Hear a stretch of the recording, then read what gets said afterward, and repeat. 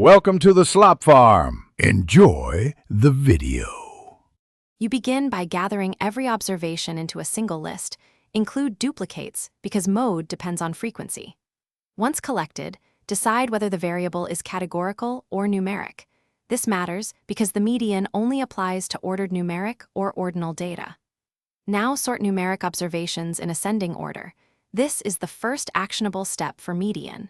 As you sort, mark positions starting at 1 so you can locate the middle point quickly. Make sure no numbers are missing or mistyped before you continue. You now compute frequencies. Tally each distinct value and record counts. Once done, identify the mode as the value or values with the highest count. If 2 or more share that count, report them all as multimodal. For the median, check whether the sorted sample size n is odd or even.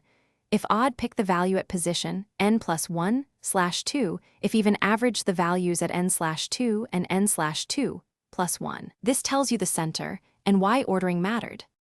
You finish by clearly reporting the mode or modes and the median, including units or category labels so others can interpret the numbers. If you worked with grouped data, estimate the median by locating the median class and using interpolation. That gives a reasonable approximation.